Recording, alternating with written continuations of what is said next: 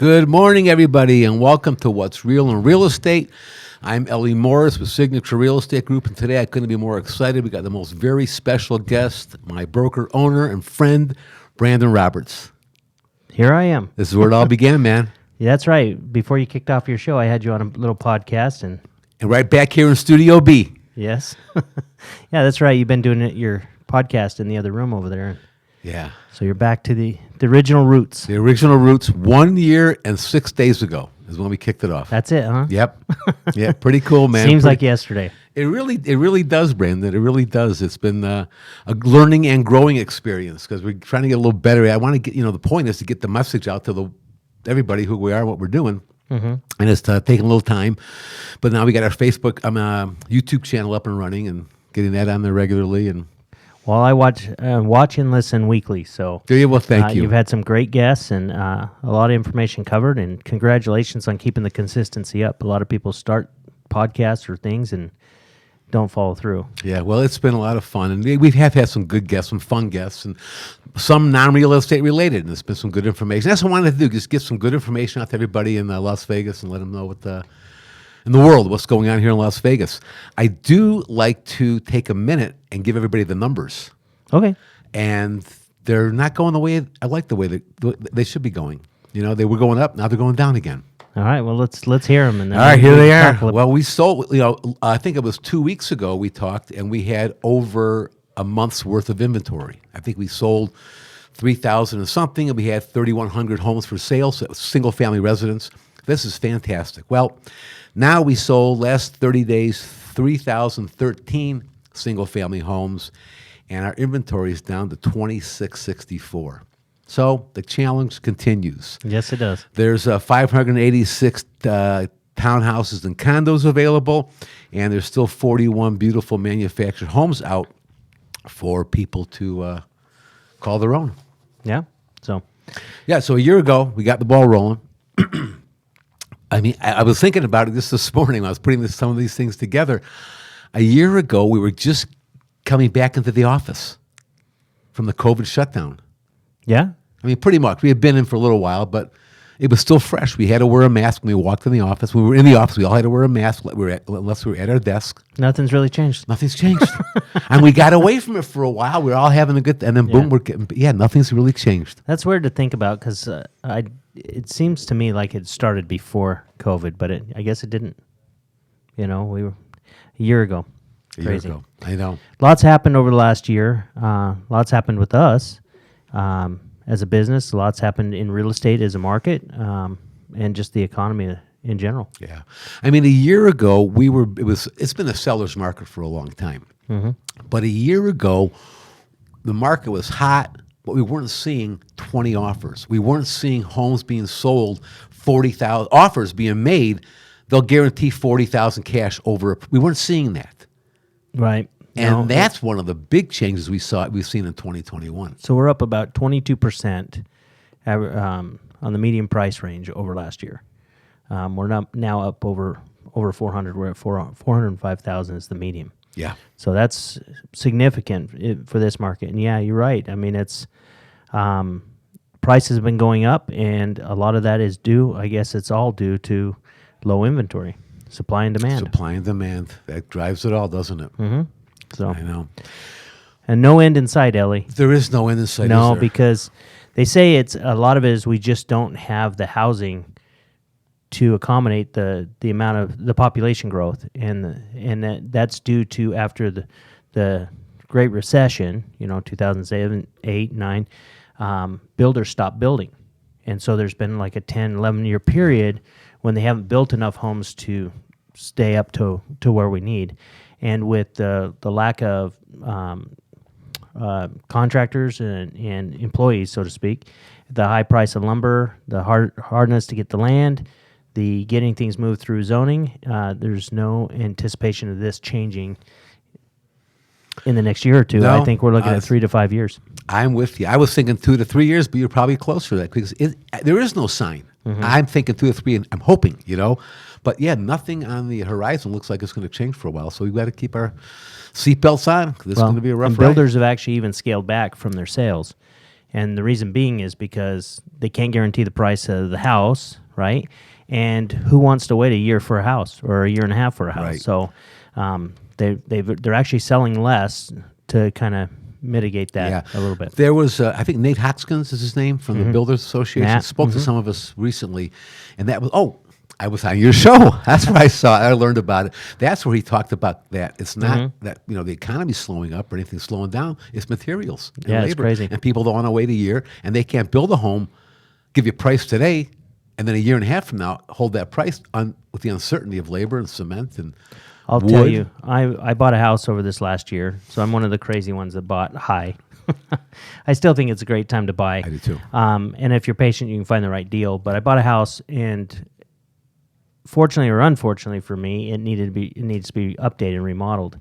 And I'll tell you, the process of going through that and ordering appliances and the cost of sheetrock and lumber and everything else, I mean, we're over budget, and it happened real easy because just the higher cost of stuff. And I don't get my appliances till October. Wow. I know we had bought some new appliances, I think it was back in the spring. And right then it was already beginning. Yeah. They were telling, and we were lucky. One we liked, they had one in one other store. But yeah, that's been going on for a while, I guess. Yeah, my big problem is I wanted the freezer that made the ice balls. Oh man, that was cool. Yeah. I love it. So I bought one of those makers. There's a tray on Amazon. And really? You fill it up. You never get it perfect, but yeah, those are cool, aren't they? Yeah, I paid a little extra for that. So we'll see. We'll see if that goes and how much of that ice I actually eat or use. But you're right. It is a great time to buy because no matter how you look at it, especially if you're a renter, you can't. The rent prices have gone crazy. Unbelievable. Yeah, those have increased significantly as well. Yep. And it's really becoming they're pricing a lot of people out of the market for purchasing and renting. And that's why I say it's still a great time to buy, because with the low interest rate, your buying power is there, and you're going to be able to get into a house more times than not for less than you're going to pay for rent. Absolutely. And if you're someone who's planning on moving tomorrow, you want to get a new rental, what it's going to cost you with the first month's rents, security deposit, key deposit, pet deposit, cleaning deposit. If you don't have a lot of money but you have enough for that, we have programs throughout the state that can give you your down payment, and now you've got the money for your closing costs. You might as well buy. Yeah, and that's easier than getting money for rent. That's right. And the other thing is landlords are actually asking for more or higher deposits, and they're taking the higher rents, and a lot of that's because of the eviction moratorium. They've had people in the houses that haven't been able to pay rent, so they want to make sure that they're secure. Yep. Well, speaking of the eviction moratorium, I saw yesterday that the Supreme Court decided that the CDC was off base and they can't make these kind of rulings. And when I saw it, I got a little excited. And believe me, I'm not excited for anybody to get evicted. That's the last thing any of us want. But we do need to start moving forward. And there are landlords also that we have to consider. But you said there's an issue that might make it a little difficult for us here in Nevada. So, the CDC and Joe Biden pushed that through. The Supreme Court made a ruling prior to saying that they felt it was unconstitutional. And since Congress wouldn't mandate it, the CDC and Joe Biden mandated it. They knew it wasn't going to go through, but they figured it'd buy some more time for the tenants. And so, phone goes crazy this morning. Can we evict? Can we evict? Can we evict? And I don't want to say unfortunately, but in Nevada, there was a bill passed this last year, AB 486, and 486 does not allow you just to evict. What it says is that you can go through the eviction process, but the tenant has the opportunity, and you have to notify them of the opportunity to apply for the state assistance or the government assistance. And if they apply, you can't evict them. That's one of the issues. From what I understand, some of the people aren't even applying. Right, but this will hopefully force them to apply. Okay. And then, but on the bright side for the landlord, though, is there's monies there that if that tenant will apply, that will make that landlord whole for back rents and different things like that. But you can't evict them if you're going to get that money. And so, but unfortunately, you have to almost start that eviction process to move that forward. To force them to apply for why aren't people applying for the money? I think some maybe people don't know. Some maybe people are lazy or ignorant about it. And go back to the recession. You saw people that were losing their house. Why didn't they just call the bank? Why didn't they just do a short sale? Why did you go to a foreclosure? It's because sometimes you bury your head in the sand and hope the problem goes away. So hopefully this helps them understand that there are options out there, and this can benefit the tenant and drastically benefit this homeowner, because there's incentive now for that landlord or that homeowner to keep that tenant in, because if that tenant leaves, they don't get any of that back stuff. You do a lot of property management. Do you know or have an idea what percentage of people are not paying? Have you heard? It's an interesting thing, because it's a hard stat to get. There was an article that came out. Actually, it was on Channel 3 too. There was a newscast and stuff, and the Nevada Realtors came out with a percentage, which I think was significantly high. 56%. Yeah, I thought and that was high too. It's way high, and I think it was just a small cross section of mom and pop landlords that were interviewed, in a small cross section of property management companies. And in defense of Nevada Realtors, I don't think a lot of property management companies responded to the survey, and so our experience in our company is closer to between 5 and 8%. Okay. So it's not significant, but a lot of that has to do with having conversations early with the tenants, working with them, communicating with your owners, and trying to keep that dialogue going, and working out a plan. And we work with tenants on a daily basis. When I say we, I mean everybody that works so hard in the property management department, not me personally. Right. I don't know how they do it. It's a tough job. But they're working with helping getting these assistants and moving these things through and all that stuff. So, yeah, it is a mess, man. But it is. I know it's a challenging We'll get through time. it. Oh, of course, we get through all this stuff. Okay, this is fun. Now, last week I had another special guest, Beta, oh, and we talked about all the tools. I mean, look at this studio. This is a makeshift right now. We've got a real serious studio back there where the class is being held now. And you give us tools to use that I don't believe anybody else has out there. How do you do it, and why do you do it? how do I do it? I'll tell you the reason I do it is because I think that a broker, when he takes a license under them, has certain responsibilities to the agents. And so I think it's an obligation to provide certain tools, right? Above and beyond this stuff, it's because I enjoy this stuff, and I love to see what you guys can create with it and do with it. And it's just fun for me. So it's not, it's an easy choice for me to provide more. It's great. I mean, I enjoy the Weekender. Is it still called the Weekender? Yeah, we No, not the Weekender. What's the one you Shelley? Real Estate Exposed. Real Estate Exposed.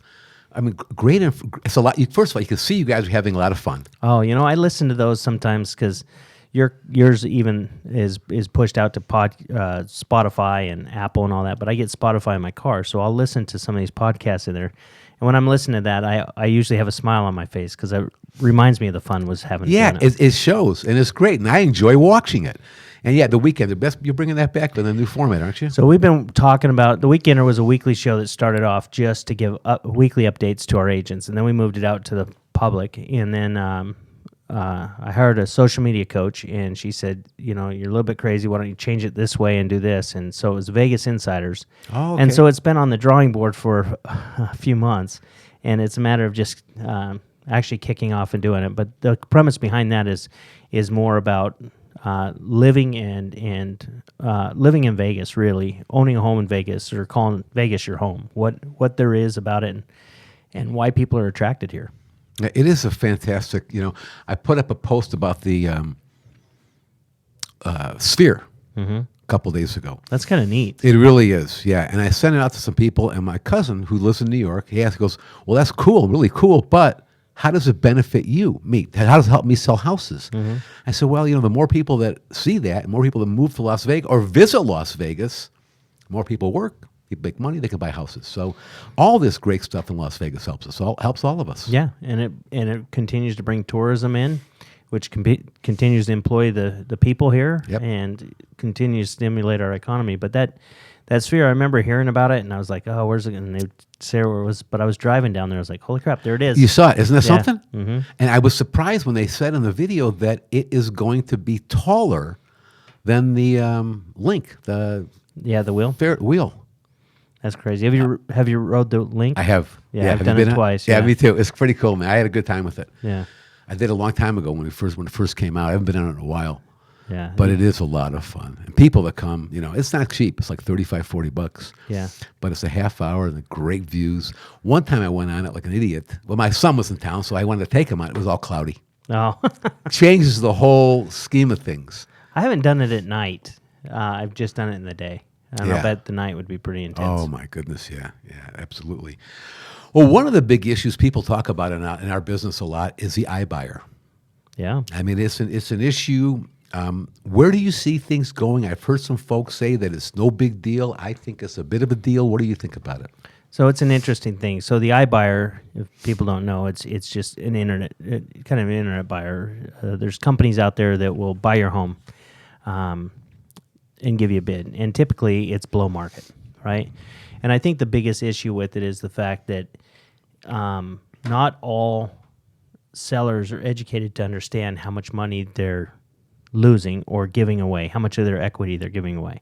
And so there should be some disclosures or something like that. But then if you turn around and you look at it like this, when was the last time you bought a new car?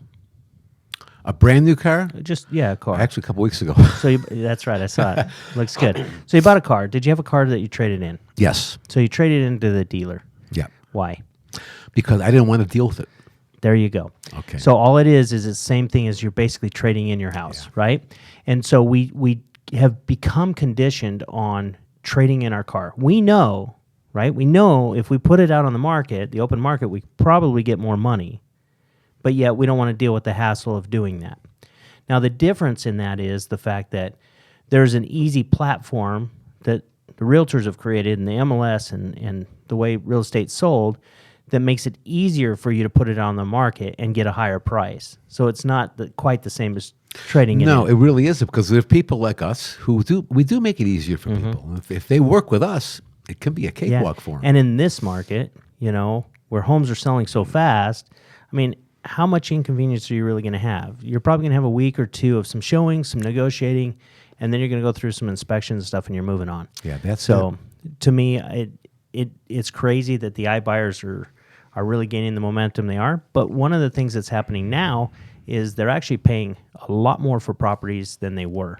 And I think what they're doing is getting the buyer or the public conditioned on doing it. Yeah, you're right. That's right. So we'll see. It's a challenge. But The other thing, this is kind of the inside conspiracy side of me, is that if I was an iBuyer and I bought a whole bunch of homes in an area and I wanted to sell them for more money, but there's no comps, how do I generate a comp? There you go. I go overpay for a house or two. Right. And now all these values just went And up. we're seeing some of that, aren't we? Yeah. So It is a conspiracy theory, but it's more than a theory. It's actually happening. I think it's legit. Yeah. And I think that's affecting the values in our market Yeah, I agree. artificially. Do you see that going away at any time? Yeah, I do. I do see that going away when the market slows, right? Because as an iBuyer, I don't want to buy a house and hang on to it for months. Right. Right? There's a cost to holding the property. So that can change some things too. And the only way I'm going to do that is what? Pay you less so that I can capture in that market value. And then at that point, that changes things. So hopefully the consumer then will say, you know what? I'll put my car in the paper. It's just not worth the cost. Yeah. And, when I got in real estate a lot of years ago, the first listing I sold, I had for 8 months. Wow. I mean, it was 6 to 8 months before you sold a property. Like, that's how the market was in Utah at the time. And so, I mean, we've got really good agents don't understand actually what it is to actually market a property. Yeah, it's Or many don't. I No, should say. you're right. Many don't, especially those that have been in the business only for the last 7, 8, 10 years. Yeah, they haven't had that kind of a market. No, man. I remember 2010, 11. It was horrible when Yeah. the market was just dead like that. It was just crashed. Dead, but it wasn't even that bad. No, and you're right. It's because we were used to, in the downturn, That's right. even though prices crashed, properties were selling fast and they were selling for over list because they Yep. were so low, Yep. right? That's right. So we've been in this kind of a market before, just Yeah. different price range. What do you see as the biggest challenge, other than iBuyers, for realtors? I think we've got a changing landscape of the way the public's looking at commissions and stuff like that. Commissions are always under attack from these other companies. Everybody wants a piece of it. Everybody wants to kind of destroy this industry, and I don't know if it's destroy the industry, but really going after the commissions does kind of destroy the industry. And I think people don't realize the good the realtors and the real estate community actually do for our market in the way of advocating for property rights, property ownership rights, creating a market that people can actually sell their homes and that kind of stuff. And commissions are all based into that. And so commissions are going to be a big thing. I think there's a good chance that the way you work with buyers will change. How so? That buyers may have to end up paying some commissions out of their own pocket or working that into part of like closing costs, stuff like that. But that there's a lawsuit or whatever with NAR and the Department of Justice, and so that's been reopened, so to speak. And that's sometimes that's what happens when you have a change of administration. You know, we entered into an agreement under the Trump administration. They changed the DOJ and everything else, and now they back out of that. And so we're having to deal with that again too. So I think a lot of that's going to be affecting our industry and the way we do things. Yeah, a lot of people don't realize, it's different than selling a car. And that was a perfect example, analogy. But one thing, you're talking about a $10 or $20, maybe $30,000 item that, you maybe had any tires or a few. We're talking about a $300,000 or $400,000 or $500,000 item. Yeah. That may have a lot of expensive issues that need to be dealt with. And there's so many legal aspects to selling a home. The consumer doesn't see that. No. They can see that we put the home on the market, talked to them a couple times, and made, 10, 12, 15 grand. And they think, oh, that's not the easiest thing in the world. Yeah. They don't know all the things we do behind the scenes on a regular basis to make sure that they have a smooth transaction and they don't have any legal issues and everything goes hunky-dory. Yeah, and they don't realize that, in the downturn, you work 2.5 years for a $3,000 commission to help them get a short sale on their home and get them their debt forgiven and everything else. Yeah. Well, we talked about that. I wanted to talk a little bit about this past year, with COVID and all the changes. But I got to tell you, I want to jump back even further to March 17th of 2020 when Governor Sisolak announced the shutdown. Man, I was so impressed the way you handled it and jumped on it. You didn't dilly-dally. You took care of what needed to get taken care of. And, how did you do that? That was a challenge, wasn't it? So it was a scary time because there was a lot of uncertainty. You don't know, okay, everything's shutting down. You don't know what's going to happen with real estate. You don't know what's going to happen with your company. You've got all these agents that make their living on this stuff. And I don't have to write paychecks for them, but I got a pretty good sized staff. And the only thing it took me back to the downturn, right? So I went through the downturn as a regional owner, and I worked with a lot of brokers that were struggling through that and a lot of companies going out of business. In fact, that's when I moved here was in 2008. And so when you're looking at, and it takes me back to a mentor of mine or a coach at the time, his name was Bob McKinnon. Bob McKinnon said, when that started, the first thing you need to do is, number one, cut all your expenses. Renegotiate your leases, everything. Just go and see what you can cut. And then number two, get back to selling, because you're going to have to bring in some money. And so when I looked at that, I sat down with my staff. I said, we're going to have to furlough some people. I just don't know what's going to happen. And in reality, it's like this. I could pay you now, and then when the things open up, we have no money to survive, or we can tighten things up right now and have a chance to survive in the end. Fortunately, real estate did very, very well, and we were able to pull through that, and people didn't have to be furloughed very long. But it was a scary time, Sure was. And the thing for me is I still kept a few employees that had to go. We had to keep commission checks going. We had a skeleton staff. But almost every single one of them, all my brokers except for one, who's no longer with us, every one of them, without being paid, and I told them they didn't have to do anything, every one of them stepped in, still took calls, still helped manage, still supported the agents. I really felt like I really got the right team. So You did, and it's a great tribute to you, Brandon. Yeah. You know that, man. I know you're a very modest guy, but let's face it, you're a great leader, and people respect you, and people will go the extra mile because you go the extra mile. yeah, we try. You give a lot, so we all want to give And back. you look at it and you say, okay, looking back, you made all the right decisions, but there was a lot of luck in that too. I'm sure. But luck comes with, you plan, you didn't just go, hey, let's just do something. You thought about it, you thought it through, and you put it into action. You can look at it this way too. The realtors fought. I mean, I shouldn't say fought, but they had conversations with Governor Sisolak and his team and everyone else to make sure that real estate was deemed essential. And that, yes, that helped all the realtors in our valley to be able to continue to make a living. But you think about that, that also helped all the homeowners and buyers that needed to buy and sell during Right. that period of time. Because if that would have shut down, that would have hindered, that would have crippled them too. So again, another value of the realtors here. So No, you're right. That's right. Well, that's the past. Let's Yep. talk about the future. The future of Signature. I know we got some exciting things happening in the next few days and the next few months. yeah, so the biggest thing, really blessed on the timing of things this time around, right? So as we're going through this, and you have COVID, and people start working from home, and you start going, okay, Zoom and virtual meetings and virtual trainings and all this stuff, and it's like, do you really need a lot of office space? And so we struggle with that, and we look at that, and we say, oh, the nice thing here is that I have leases coming up, and so I've got lots of square footage, and I've got leases coming up, so we have a tremendous opportunity to be able to look at things and decide, is this the right direction for us to continue with large space, go to smaller space, change locations, do whatever. And so I still believe it's very important to have office space. I believe agents like to come to work. I like to go to work. It's a place to start my day. It's a great place to bring people together for trainings and all that stuff, and I think virtual will be there.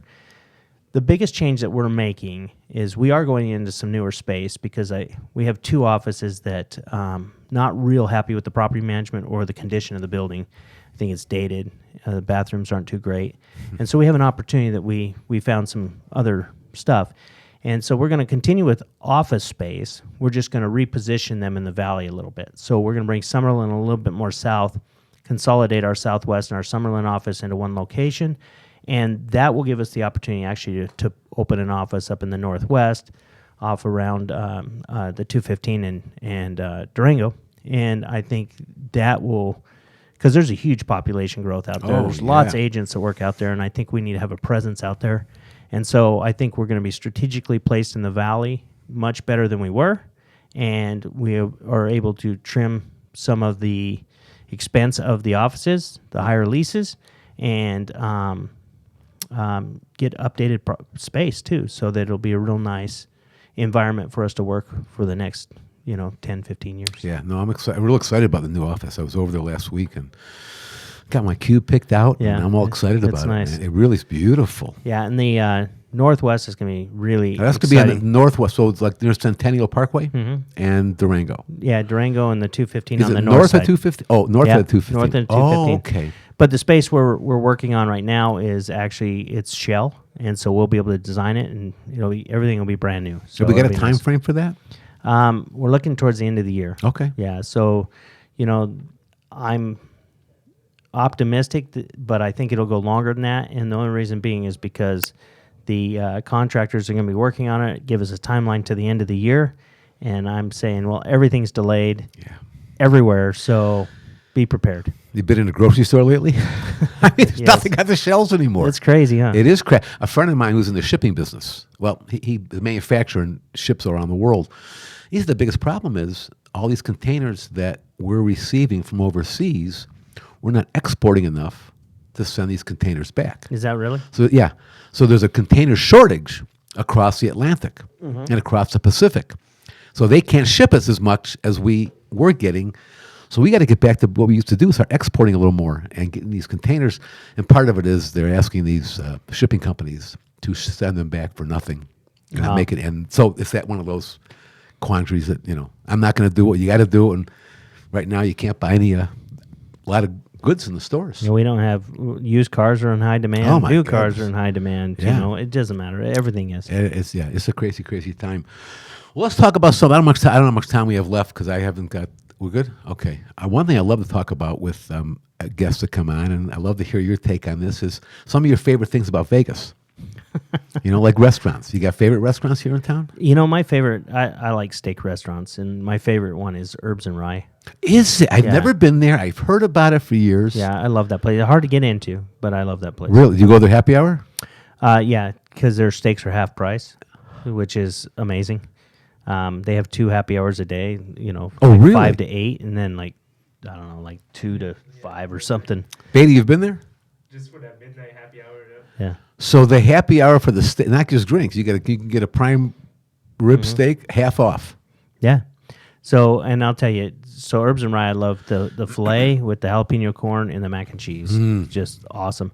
And then they have a sister one called Cleaver, and Cleaver's basically the same menu, but it's different. You know, Where is that located? That's on Paradise in what is it, over by, you know where Tacos and Beer is? Yeah. It's right in that complex. Okay.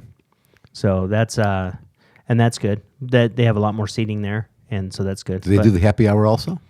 Yes. Oh, really? Yes, they do. And so, but last night I had dinner at Oscar's.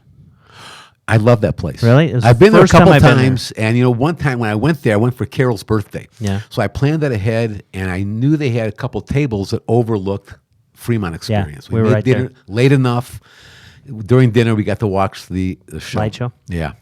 Yeah. How was your meal? First time there, I loved it. I had the ribeye, and it was too much meat, but I made a big dent in it. And Good man. Yeah. No, it was really good. So It's a cool atmosphere over there. yeah, it's cool. I love Fremont Street I do down too. there. So I'd say that would be one of the big attractions for me is Fremont Street. I love the shows. I love the concerts. And I love the fact that you can go hiking, you can go out to Lake Mead, you got all the cultural events, you got great food, and then you can just sit home and chill. Yeah, there is some, again, people don't realize it unless they come out and visit a friend that takes them out and shows them what Red Rock is, Yeah. or Mount Charleston, or any of these places. They have no idea. Or even a suburb. A suburb. Because there's beautiful neighborhoods, it's a great community. There's so much more than just the strip, and the strip is really neat too. But Yeah, one thing I used to get annoyed about always when someone would say to me, "Oh, so do you live on the Strip? Do you live on the I did. Strip?" You did, but not you don't because like when I visited here, I didn't know there were suburbs. I didn't know there was I remember one time we came out here and Carol kept saying, "You got to go to Hoover Dam. Got to go to Hoover Dam." I said, "I'm not going to Hoover Dam. I'm not going to Hoover Dam. I want to play poker and whatever." One time I finally said, "I just can't say no anymore." And man, I was blown away with Hoover Dam. it's pretty amazing. Huh? Oh my God! Went on the tour down in the bowels of Hoover Dam, and the whole thing was just Yeah. unbelievable. And that bridge they built over that is just amazing too. yeah, It's way well, up there's there. a lot. Yeah, you got any favorite shows? Shows. I think it's been a long time since I've been to a show. I always liked Caw. Caw was yeah. good at the MGM. Yeah, and then really the best show is that I really got into was hockey. Oh, The man. nights. Yeah, that pretty much consumed a lot of my time and money. Yeah. So- yeah. They've been a godsend to us. They really Yeah, have. yeah. And now I got tickets to the Raiders, but That's another story. I know. that's a whole nother show. a whole nother show. It really is. You ever go to an Aviator game? I have been to a couple of Aviator games. They're fun too. They They're nice. are. Yeah, I was there last week for a game, and it's just a relaxing, fun atmosphere. Yeah, it's not like Wrigley Field though. No, it's not. That's right. You were at Wrigley. You had one of the dogs. Do you have one of the Chicago dogs? I did, yeah. Aren't It was they great? good. Yeah. The whole environment there is great. I think it doesn't matter what kind of hot dog you ate there. It's going to be different because it's just neat. But that was the first time. That was only second major league ballpark. Yeah, second one that I've been to. I went to Camden Yards. Oh, okay. That's a cool stadium too, isn't it? Yeah. I've never been there. I've just seen it. Yeah, on no, TV. Orioles have always been my favorite team. So, but I mean, the history in Wrigley was cool. Yeah. So, I was fortunate years ago. I was selling furniture and traveling and going to Chicago. I had a friend there. He took me to a game. This was before they had lights. And it was just so weird to walk into a stadium. I was used to Tiger Stadium with the big, massive towers of lights and nothing at all. nothing. And now they still play a lot of day games there, though, I think. Yeah, but they do have lights now. Yeah, that's they were cool. in my eyes. No, that's great. And you do a lot of hiking, don't you? I used to. You walk the dogs a lot. Yeah. That's the same kind Yeah. of thing. Now I just got a bigger yard, so I don't have to walk as much. But it is beautiful. And one other thing I love about Las Vegas is the daily sunsets. God, it's pretty. And right now, with the as bad as it is with the smoke, it's making for some pretty awesome sunrises and sunsets. No, it is. It is. Well, speaking of sunsets, I guess we should set this down because it's 11 o'clock already. But I am so thankful for you for coming on, number one, but just thankful for you for everything you do, Brandon. You Well, I know, appreciate you too. we do. You do so much for us. We all love you to pieces, and couldn't be in a better place if I had to pick it. And you're one of the best signature ambassadors being out there in the public. I couldn't ask for a better Well, person. thank you. Thank you again, my man. Appreciate it. Beta, thanks for a great show again. See everybody next week. Have a good weekend. Well, I'm glad you put your phone on. I forgot what time it was.